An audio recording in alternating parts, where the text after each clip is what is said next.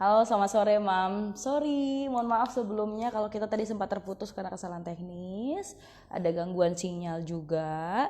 Jadi mohon ditunggu. Saat ini kita kembali ke Instagram Live bareng Maya pada Hospital. Terima kasih yang sudah stay tune kembali. Oke, aku akan pinkan juga supaya tahu hari ini kita akan ngomongin menjaga imunitas anak hadapi adaptasi kebiasaan baru. Oke, aku akan pin komen. Apakah aku aman? Boleh Moms di komen. Semoga lancar-lancar semuanya. Hai siap yang sudah hadir. Nanti jangan lupa untuk ikut bertanya nanti selama sesi karena satu pemenang dari giveaway untuk Dear Moms dan Maya pada Hospital akan kita umumkan hari ini. Dan jangan lupa juga follow juga dan cek update di Instagramnya Maya pada Hospital karena nanti di sana juga ada quest lagi atau ada activity yang tentunya pasti berada dan cocok banget buat para moms. So stay tune di Instagramnya @mayapadahospital. Oke, kita akan coba langsung untuk invite kembali. Hari ini kita akan ngobrol bareng Bu Dr. Daulika Yusna, SPA atau Spesialis Anak dari Maya pada Hospital Kuningan. Oke, aku akan cek. Mari kita ajak. Yes, Bismillah. Oke. Ya, waiting for Maya pada. Kita akan tunggu untuk hasil kolaborasi. Oke. Halo, selamat sore dok. Selamat sore, akhirnya ketemu lagi ya. Akhirnya, terima kasih akhirnya saya jauh lebih baik ya. Memang kalau sinyal tuh nggak keprediksi ya dok. Iya, di connection.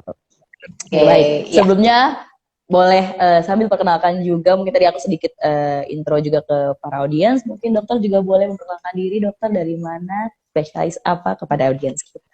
Baik, selamat sore. Assalamualaikum warahmatullahi wabarakatuh. Saya Daulika Yusna. Saya dokter spesialis anak dari Maya pada Hospital. Dan saya juga ibu dari 3 orang anak.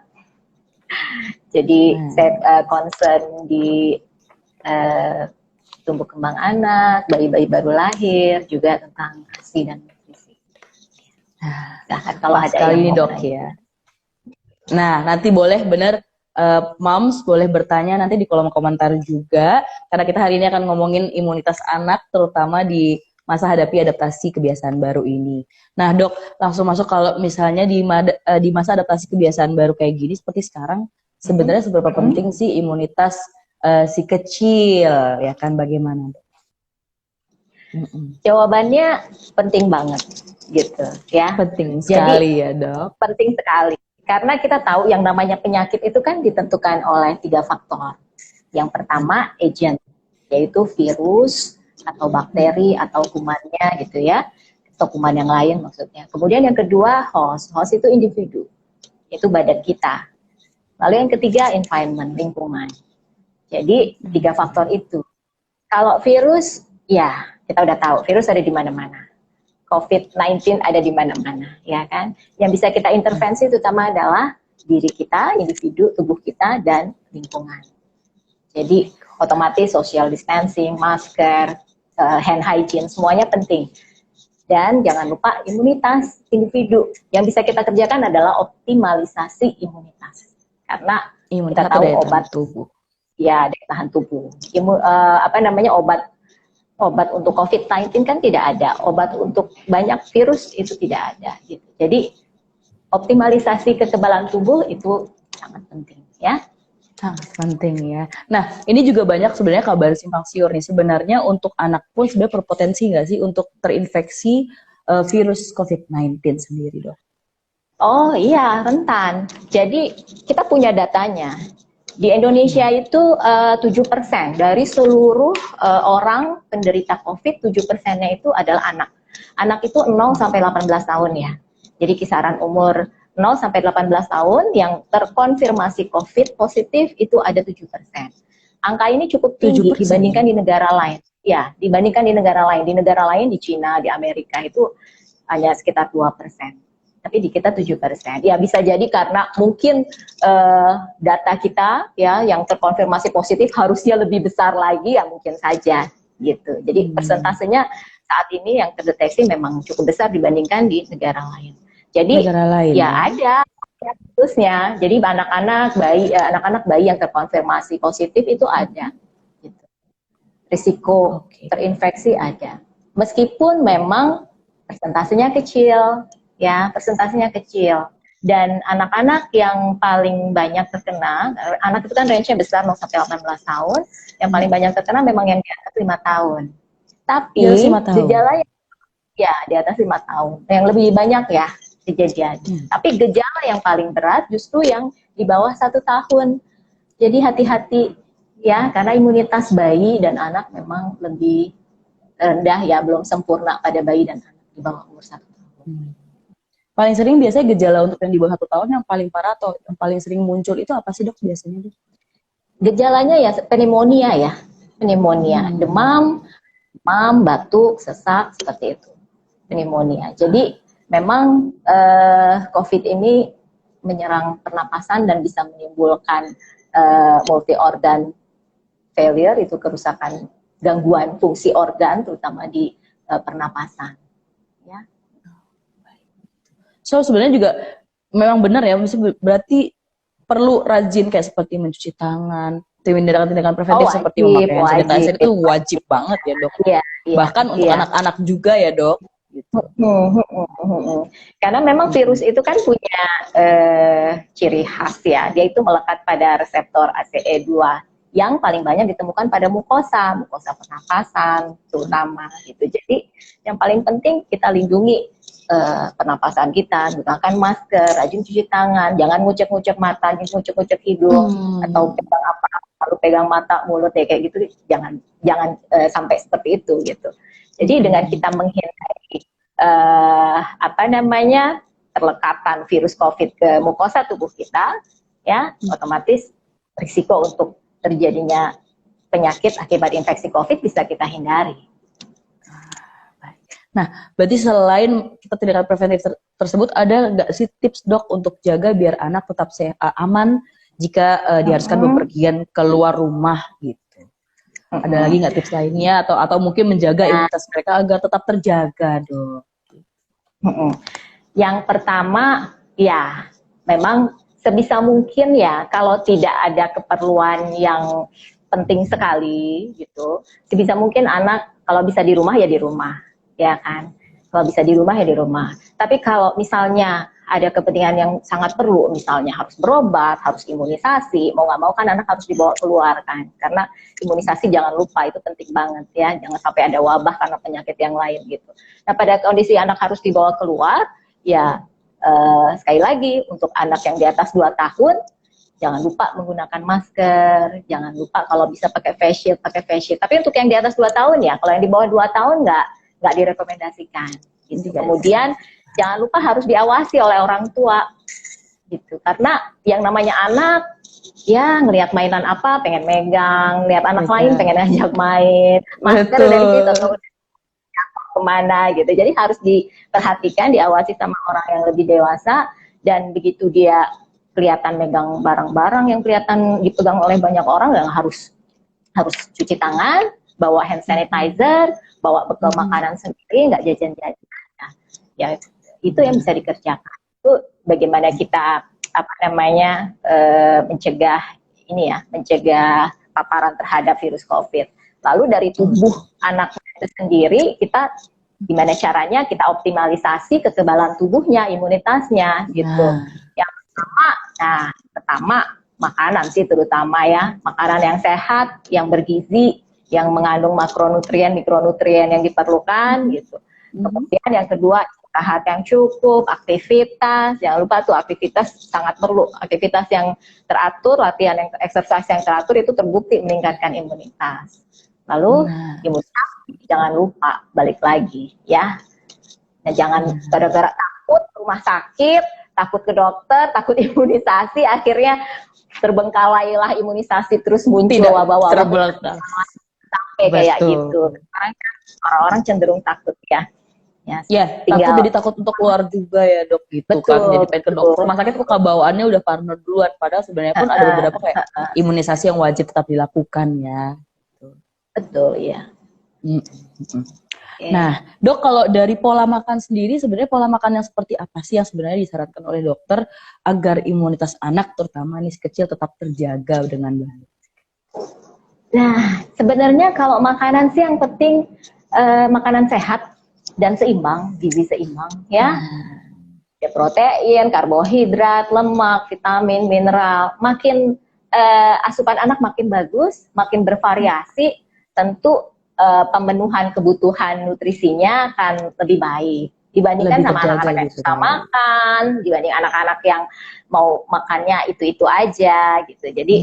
Jadi intinya ya menu makanan sehat, sehat dan seimbang ya. Memang ada zat-zat nutrisi yang terbukti dapat meningkatkan imunitas. Itu banyak penelitiannya. Kayak misalnya vitamin D gitu, kemudian zinc, vitamin C.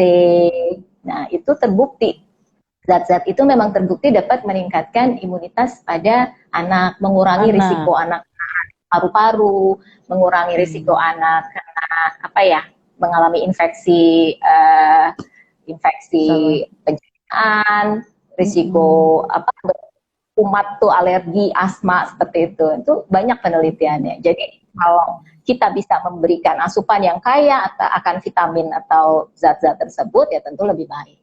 Tapi masalahnya kan sekarang cukup nggak sih anak kita dengan asupan makanan yang dia makan? Itu kan harus dievaluasi ya. Itu harus dievaluasi. Cukup nggak ya? Tentu kita mesti lihat lagi, harus konsultasi ya ke yang ahli. Ini kira-kira anak saya perlu nggak sih tambahan? Gitu. Intinya kan vitamin itu kita nggak perlu berikan kalau memang asupannya mencukupi. Tapi apakah mencukupi atau enggak, itu harus dievaluasi lagi. Banyak hal yang mesti kita lihat. Status gizinya, asupan makannya selama ini bagaimana, riwayat sakitnya, apa anaknya gampang sakit atau enggak, seperti itu. Banyak yang harus asupan. Intinya asupan secara detail tiap hari, ya food recall itu penting banget untuk kita bisa. Betul. Jadi kalau ada kekhawatiran, loh ya, ada vitamin-vitamin yang memang sangat karena kemungkinan untuk dipenuhi lewat asupan makanan saja itu kecil. Contohnya vitamin D itu sih udah rekomendasi. Apa yang merekomendasikan suplementasi vitamin D? Gitu. Jadi kalau misalnya timbul para mom sih punya kekhawatiran apakah cukup atau tidak, baiknya juga banyak konsultasi atau konseling langsung dengan dokter atau para ahlinya ya dok ya. Kita konsultasi dulu apakah asupannya mencukupi atau tidak, karena akan dokter akan mengevaluasi segala sesuatunya ya dari asupannya, keadaan kesehatannya lah, riwayat kesehatan dari awal sampai sekarang seperti apa. Kemudian kita tentukan ini memerlukan suplementasi atau tidak, dosisnya seperti itu disesuaikan. Karena kadang seperti saya yang sebagai orang tua kadang masih suka ada takut, aduh apakah cukup ya, apalagi dengan ketakutan yang hadir di saat sekarang gitu. Jadi daripada bimbang lebih baik ya, apalagi anak-anak kan macam-macam ya, ada yang susah makan, ada yang nyemil makanan yang nggak bergizi. Betul. Nah ini ada pertanyaan lagi, misalnya kalau ada anak yang tadi bilangnya susah makan sayur, apakah memang vitamin bisa menggantikan fungsi makanan tersebut, seperti vitamin yang menggantikan nutrisi sayur, atau tetap harus makan sayur meskipun sudah minum vitamin? Oh ya, jadi ya balik lagi yang tadi saya sudah sampaikan. Sebetulnya kalau asupannya mencukupi, ya kita tidak perlu tambahan. Tadi misalnya vitamin C gitu ya, vitamin C itu kan sebetulnya banyak sekali bisa kita dapat dari buah, sayur seperti itu, dan kemungkinan tercukupi vitamin C dari makanan itu besar. Jadi kalau dari penilaian, oh ternyata makanannya mencukupi, ya asupannya baik, sebetulnya tidak perlu suplementasi. Tapi kalau nggak yakin atau memang kelihatannya kurang, kita bisa berikan suplementasi. Lalu kalau sudah dapat suplementasi, apa sayurnya nggak usah makan? Ya enggak dong. Sebisa mungkin sayur tetap dimakan, karena kan kita cuma butuh vitamin C aja gitu. Sayur nggak hanya cuma mengandung vitamin C, kita butuh serat juga, butuh vitamin yang lain. Jadi jangan sampai fungsinya adalah menggantikan ya, tapi sebenarnya lebih ke melengkapi ya dok. kan? Penambah. Betul, penambah, jangan sampai akhirnya malah fungsinya benar-benar menggantikan ya Mams. Iya. Begitu. Nah, ini buat anak-anak yang mungkin masih ASI eksklusif nih dok, ada upaya nggak sih yang biasa dilakukan oleh Mams untuk jaga daya tahan anak terutama yang masih ASI ini? ASI, nah ASI eksklusif ya. Jadi sebetulnya ASI itu kan sudah mengandung faktor-faktor zat-zat imunologi, zat-zat kekebalan tubuh di dalam ASI itu sendiri, gitu. Jadi kita bisa cukup lebih merasa aman gitu kalau anak dapat ASI dibandingkan susu formula, karena ada transfer antibodi dan zat-zat kekebalan tubuh di ASI. Nah, cuma yaitu ASI itu kita mesti lihat juga ada nutrisi-nutrisi, zat-zat yang kadarnya lebih rendah, yang kelihatannya tidak mencukupi kebutuhan si anak, terutama pada bayi-bayi yang baru lahir, yang 2 bulan, 3 bulan pertama, karena memang minumnya belum banyak pada usia-usia seperti itu. Ini yang tadi saya bilang ya, contohnya yang vitamin D, gitu. Vitamin D itu di ASI, 1 liter ASI, kandungan vitamin D-nya itu hanya 50 international unit, padahal kebutuhan anak 400 international unit.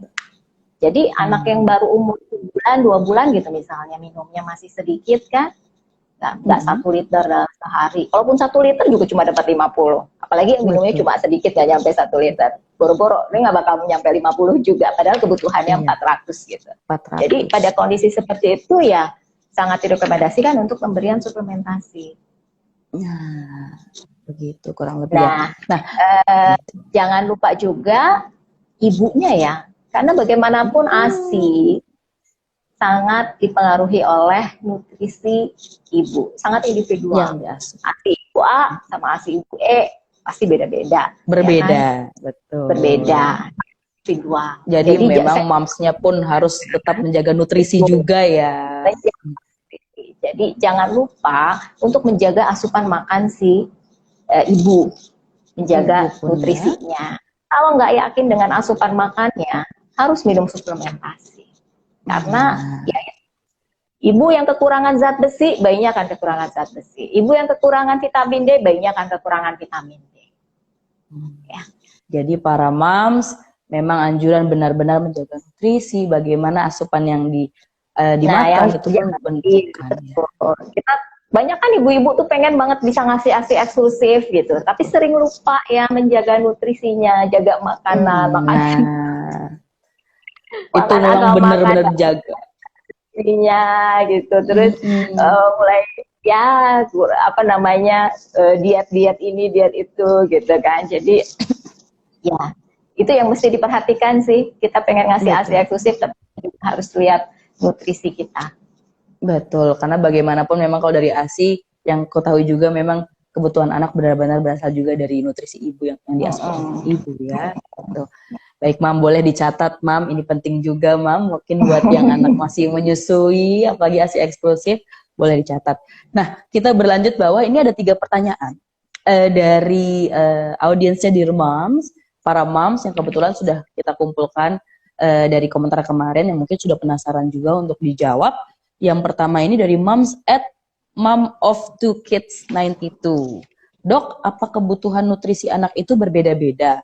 Lantas nutrisi apa yang harus tercukupi buat anak-anak yang picky eater? Gitu, agar imunitasnya tetap lebih kuat di masa AKB ini. Gitu. Apakah bisa didapat multivitamin aja atau bagaimana ya? Gitu, atau bisa cuma susu pertumbuhan otak? Nah, gimana tuh dok? Nah, tadi udah saya singgung-singgung sebetulnya ya. Sebetulnya memang ada makanan-makanan, nutrisi-nutrisi, zat-zat gizi tertentu yang bisa membantu meningkatkan daya tahan tubuh kita. Nah, sekarang kita lihat nih, anak ini tercukupi nggak gitu. Sekarang masalahnya anaknya ibu tadi yang nanya itu kan picky eater ya. Picky eater itu juga ya. Picky eater itu juga mesti dilihat loh. Kadang-kadang picky eater itu sebetulnya nggak masalah gitu dengan status gizi anaknya. Mungkin dia nggak doyan makan nasi, tapi dia doyan makan kentang. Dia nggak doyan makan ayam, dia doyan makan daging gitu. Jadi mesti dilihat sih, nggak selalu bermasalah picky eater itu. Tapi ada juga yang menimbulkan masalah kalau dia hanya mengkonsumsi makanan-makanan yang tidak bergizi, cemilan-cemilan, jajanan-jajanan. Nah, seperti itu sebenarnya kita mesti lihat lagi. Jadi nggak bisa disamaratakan. Ini picky eater pasti gizinya jelek gitu ya, nggak selalu. Pasti defisiensi zat tertentu, zat gizi tertentu atau mikronutrien tertentu ya kita nggak bisa selalu langsung berasumsi seperti itu. Sekali lagi mesti dilihat anaknya seperti gimana status gizinya, kemudian asupannya selama ini yang dibilang picky eater tuh kayak gimana sih gitu. Asupannya itu seperti apa sih. Nah, kalau memang sebaiknya konsultasi ya ke dokter. Nah, kalau misalnya ada kecurigaan asupan yang kurang seperti yang tadi ya, doyannya ngemil-ngemil nggak jelas lah gitu, mau ditambah suplementasi ya itu oke, karena memang dari suplementasi itu yang paling enak dari suplementasi itu adalah terukur, ya kan? Terukur. Jadi kan terukur. Kita tahu kebutuhan anak hariannya berapa misalnya, vitamin ini berapa, zinc berapa, ini berapa, semuanya kan ada kebutuhan hariannya. Dengan suplementasi terukur. Lalu susu pertumbuhan, susu formula atau apalah gitu, itu kan segala sesuatunya memang terukur di situ. Betul. Jadi berapa yang dia dapatkan akan terlihat. Nah, enaknya di situ. Jadi segala sesuatu bisa kita pastikan tercukupi. Gitu. Beda sama ya, kalau makanan kita mesti betul-betul ngitung lagi gitu, karena 100 gram ini kan vitaminnya berapa itu kan beda-beda. Iya, betul. Jadi sebenarnya juga para moms juga mungkin tadi kan udah dibilang kita ada advice untuk juga tanya konsul ke dokter, mungkin juga moms juga bisa mulai mempelajari sebenarnya kalaupun anak picky eater apakah memang kebutuhan nutrisi, yang penting kalau ternyata memang betul tadi kayak anakku misalnya tidak suka makan nasi, ternyata dia senang makan jagung, kentang dan semacamnya, berarti sebenarnya ada nutrisi karbohidrat di sana, atau ternyata tidak suka ikan tapi ternyata suka protein lain gitu. Mungkin kita pun tetap juga belajar ya dok gitu sebagai moms. Nah, ini ada pertanyaan kedua. Sebelumnya semoga tadi menjawab untuk Mom of Two Kids 92.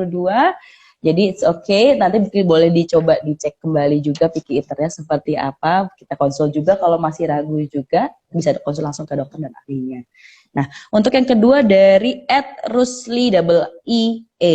Dear Moms dan My Pada Hospital, terutama Dr. Daulika, anak saya nih usianya 20,5 tahun. Pernah skip imunisasi campak MR di usia 9 bulan dan 18 bulan.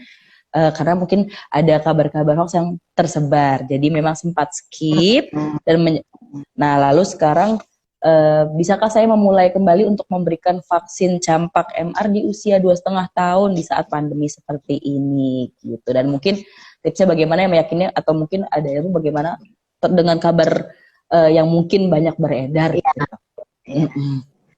Oke, jadi intinya kalau untuk imunisasi lebih baik terlambat daripada tidak sama sekali, ya.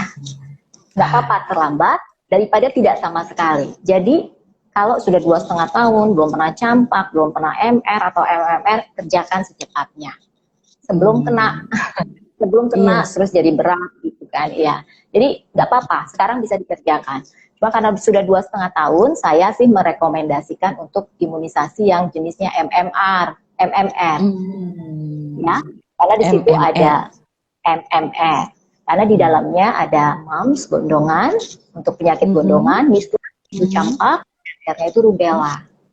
Ya, ini kan belum pernah dia, sebaiknya imunisasi MMR. Gitu. Intinya nggak apa-apa, sekarang diimunisasi dan kejar imunisasi, lengkapi imunisasi yang belum dilengkapi, ya sesuai dengan usianya sekarang. Ya, secepatnya, lebih cepat lebih baik. Ya, jangan, ya memang kita usahakan supaya anak-anak kita nggak keluar rumah, nggak terpapar dengan banyak orang. Tapi kalau untuk imunisasi, kita mesti upayakan supaya anak tetap bisa diimunisasi. Nah, rumah sakit itu sebetulnya punya protokol kesehatan yang cukup ketat ya. Jadi nggak cuma di mall, nggak cuma di gedung, setiap orang masuk dicek suhu gitu kan. Di rumah sakit juga, bahkan kita biasanya lebih ketat karena kita juga melakukan anamnesis singkat. Anamnesis itu pertanyaan-pertanyaan singkat seperti batuk, demam, pilek gitu ya. Kemudian sakit tenggorokan seperti itu, atau riwayat perjalanan ke luar negeri, kota, kita lakukan kita anamnesis singkat, kita tanya data-data itu secara singkat. Kemudian kalau ada kecurigaan, rumah sakit itu memisahkan antara ada yang memisahkan poli ISPA dengan poli anak untuk yang Poli lain. anak lainnya, betul. Ya, poli anak dengan yang lain atau poli anak sehat dengan poli anak sakit, gitu. Ya, jadi kita punya prosedur kesehatan untuk mencegah ya jangan sampai anak-anak yang sehat mau imunisasi malah kena sakit, gitu kan. Betul. Dan solusi lainnya ya kita usahakan untuk bikin appointment dengan dokter, dengan ya supaya paling tidak waktu tunggunya jadi lebih singkat dengan ngatur appointment itu kan. Betul. Ya telat-telat ya juga pasien kan pengalaman sendiri, satu pasien yang rencananya cuma 15 menit kasusnya sulit sampai setengah jam bisa sampai 40 menit itu sangat mungkin. Betul. Jadi risiko sih pasti ada, tapi dengan bikin appointment, diatur jamnya, waktu kunjungannya itu akan bermanfaat untuk mengurangi masa tunggu sebelum ketemu dengan dokter. Nah, sambil nggak usah terlalu banyak yang nganterin anak ya ke rumah sakit. Iya betul, gitu. Rame-rame gitu ya jadinya. Ya, dan sambil diawasi ya.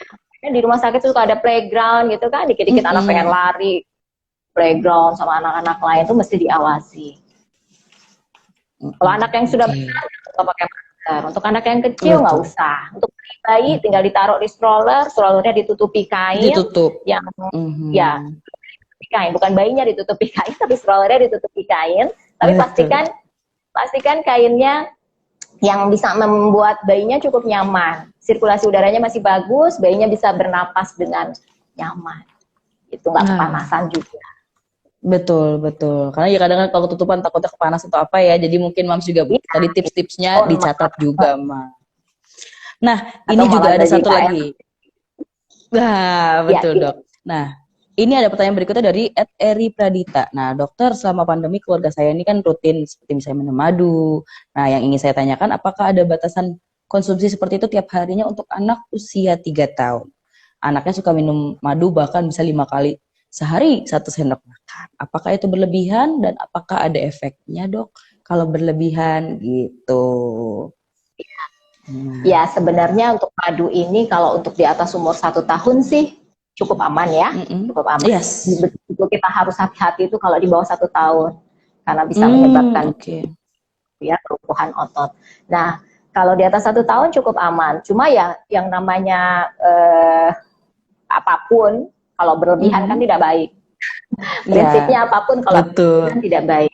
Memang madu diketahui bermanfaat karena memiliki kandungan antioksidan, vitamin seperti itu. Jadi untuk kekebalan bagus. Cuma untuk anak 3 tahun ya sebaiknya sekitar 2 kali 2 sendok makan itu udah cukup maksimal. Jadi sebenarnya memang prinsip dasarnya adalah sesuatu yang berlebihan pun ya Dok ya adalah tidak baik. Jadi mungkin kita mengatur kadarnya sesuai dengan biasanya suka ada takarannya juga nih Dok biasanya ya. Karena manisnya ya. Betul. Karena manisnya mungkin si anak suka. Jadi nah itu juga hati-hati juga ya kalau terlalu banyak karena di dalamnya kan juga ada gula kan. Terlalu banyak gula yang bikin habit makan itu kan nggak baik buat anak. Betul. Nah, ini tadi sudah ada 3 penanya di mana 3 penanya ini tadi Dok memang akan mendapatkan hadiah seperti yang kita posting di Instagram tadi Dok. Jadi @eri Pradita, selamat, ada dari Mom of the Kid 92, lalu ada Rusli, nanti akan mendapatkan giveaway-nya, itu ada postingannya, itu masuknya juara 2, 3, dan 4 itu akan dapat ada voucher belanja, ada voucher medical check up juga di Mayapada Hospital, jadi sekalian itu Moms bisa dicek ya Dok ya, langsung ya Dok, gitu sekalian. Nah, ini tampaknya banyak banget pertanyaan dari komentar dan kita juga mungkin masih ada waktu sedikit lagi juga kebetulan sekalian kita mencari juga. Nanti pertanyaan paling menarik ya. Coba aku sambil lihat ini tuh. Wah, banyak sekali ini. Dok, aku sampai bingung banyak sekali. Kayak happy banget. Ini tampaknya ada berikutnya luar biasa. Iya, topik anak tuh memang paling banyak sekali pertanyaan Dok, bahkan di komentar-komentarnya gitu, Moms. ini layaknya kayak tercerahkan sekali ketika ada dokter akhirnya gitu kan, ramai sekali. Nah, waduh ini ada banyak sekali. Nah, aku juga meminta timku untuk memilihkan karena ini banyak sekali pertanyaannya. Sebagian besar pertanyaan juga tadi sudah sempat terjawab, terutama misalnya anak bepergian, lalu anak di bawah 1 tahun, lalu seperti tadi imunitas, itu imunisasi juga sempat ada pertanyaan. Nah, aku sedang mencari pertanyaan-pertanyaan yang mungkin belum sempat kita jawab. Wah, ini tampaknya memang sangat-sangat dibutuhkan nih dok, pertanyaan luar biasa ini. Karena memang ya itu ya mungkin banyak sekali artikel atau banyak sekali live yang memang membahas imunitas terhadap orang tuanya. Nah, untuk imunitas anak ini memang pasti menjadi banyak polemik juga buat kita para orang tua nih gitu dok. Aku sendiri pun bingung, aduh gimana ya, apakah cukup anakku ya gitu. Oke, wah ini terus nge-scroll. Agak freeze ya. Oh agak freeze ya dok ya. Oke, udah lancar. Okay. Nah, ya. Oke. Nah, tadi juga pertanyaan campak juga tadi. Tadi pertanyaan yang terlewat bagaimana tadi sudah sempat menjawab juga. Boleh juga gitu. Nah, jadi imunisasi itu yang ini ya, yang menanyakan kalau pengalaman saya ya. Imunisasi yang apa sih yang mesti kita kasih di era pandemi ini gitu kan. Itu banyak sekali pertanyaan seperti itu. Sebenarnya prinsipnya sama. Imunisasi sesuai dengan yang direkomendasikan, sesuai dengan jadwal. Tidak ada yang khusus karena COVID ini juga belum ada imunisasinya kan. Gitu. Tapi intinya ada memang imunisasi yang bisa mencegah pneumonia atau radang paru-paru seperti PCV, kemudian influenza, kemudian campak itu juga bisa mencegah radang paru-paru, HIV itu bisa mencegah radang paru-paru.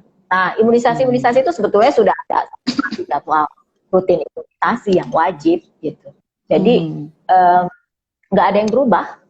Intinya sih lengkapi imunisasi sesuai dengan jadwalnya, jangan sampai telat, maksimal 2 minggu ya kalau bisa, terutama anak di bawah 1 tahun. Yang tadi saya bilang imunitas tubuh anak di bawah 1 tahun itu kan masih rendah banget, masih rentan sakit.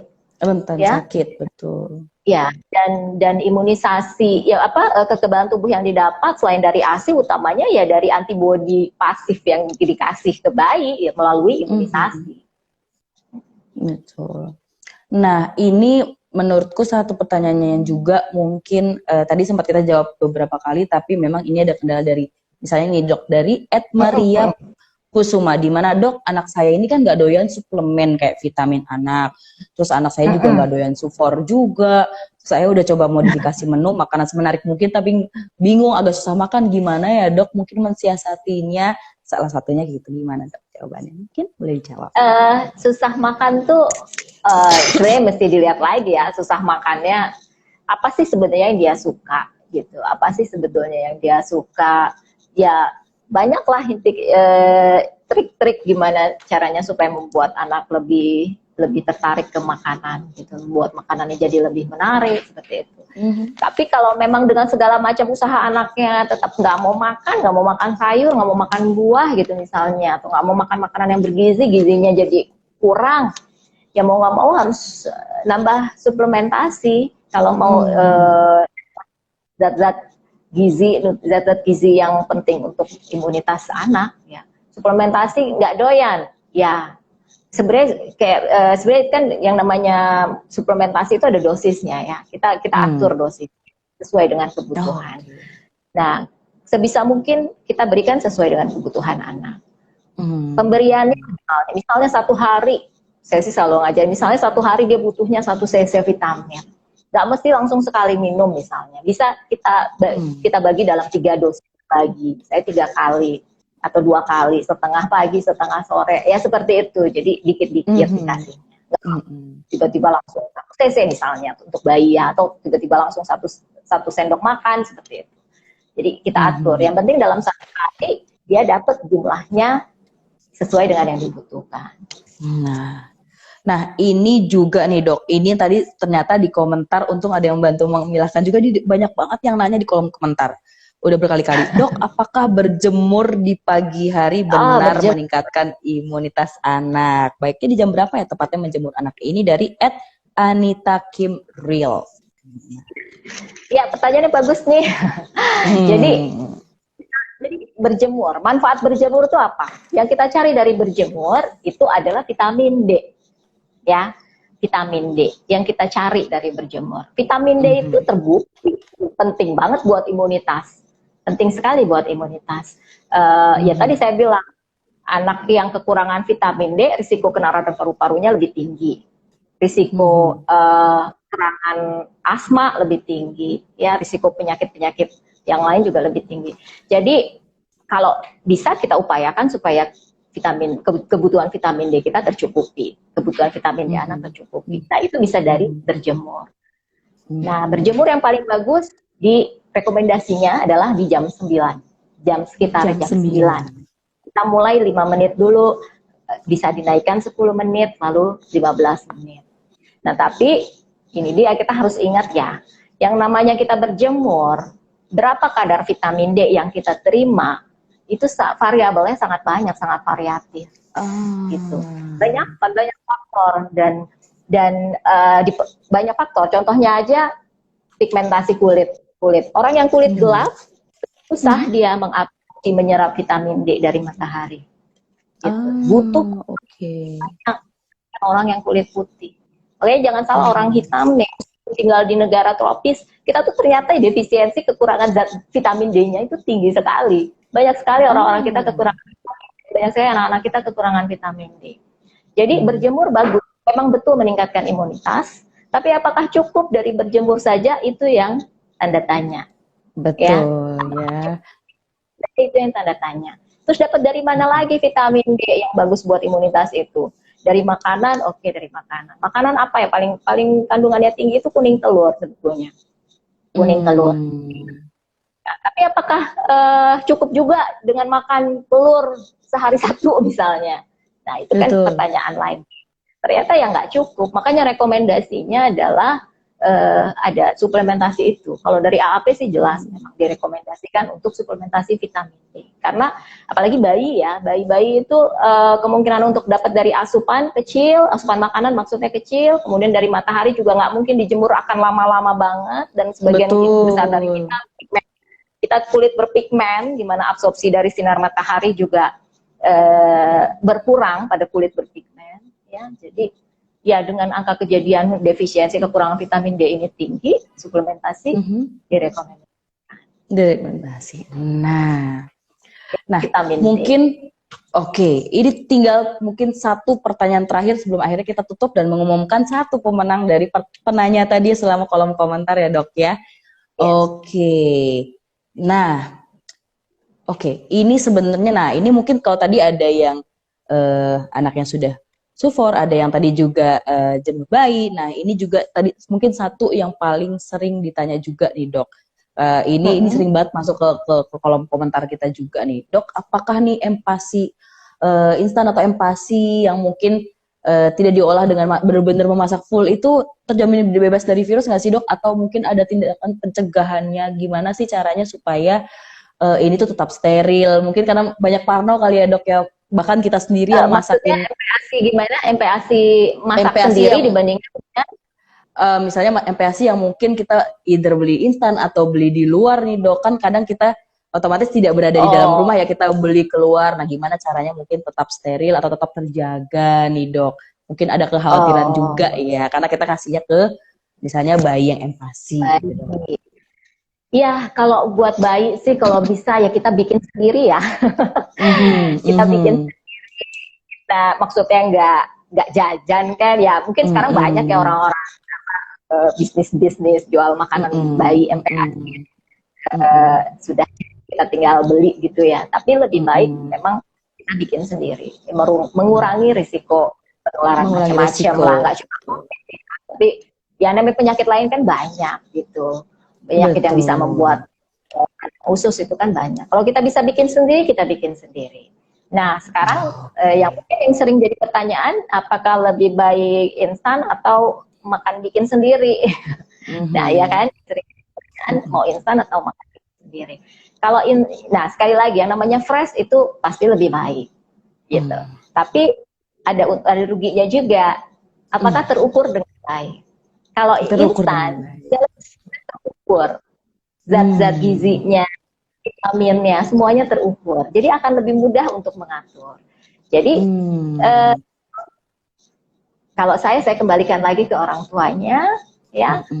Kalau mana yang lebih baik, yang fresh lebih baik. Tapi harus terukur dengan baik juga. Gitu. Kalau mau segala sesuatu terukur dengan pasti ya memang di instan. Instan itu segala sesuatunya kan difortifikasi dengan terukur.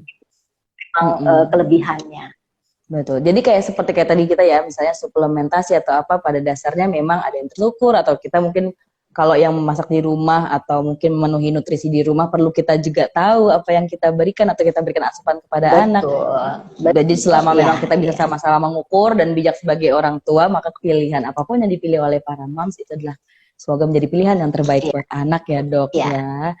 Nah mungkin ini udah nggak kerasa udah hampir 1 jam juga tadi ya, walaupun sempat kendala teknis, ternyata luar biasa nih, excited sekali moms di hari ini. Dan tadi kan ada 3 penanya dan tadi akhirnya sudah didiskusikan juga nih dokter, mungkin dokter juga pasti akan setuju dengan tadi pertanyaan yang dari Anita Kim Real ya, yang tadi bertanya soal tadi aku berjemur, betul, yang dimana ini adalah mewakili pertanyaan para moms juga nih, betul. Bahkan kita orang tua aja yang dewasa aja kadang bingung sebenarnya berjemur itu jam berapa ya baiknya gitu ya.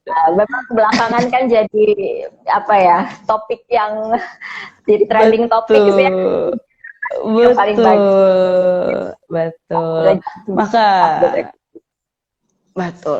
Maka tadi pertanyaan berjemur ada atas @Anita Kim Real mendapatkan hadiah untuk yang selama komentar langsung di Instagram Live. Buat para mom yang tadi belum dapat, jangan kecil hati. Semoga informasi yang tadi pun cukup membantu para moms, dan stay tune terus di Dear Moms. Nanti kemudian kedepannya semoga masih banyak lagi yang bisa kita berikan activity para moms. Tapi jangan lupa juga follow langsung di @mayapada_hospital karena juga ada activity menarik yang bisa moms ikuti dan tentunya ada hadiahnya juga. Jadi follow dan langsung update. Nah, Dokter Daulka terima kasih sudah menjadi narasumber. Terima kasih. Amin. Semoga bermanfaat para mom. Dicatat tadi hasil ininya dan kita akan taruh ini di Instagram TV. Jadi yang tadi belum sempat menonton dari awal bisa lagi ditonton. Perbincangan Dear Moms bareng Dokter Daulika Yusna.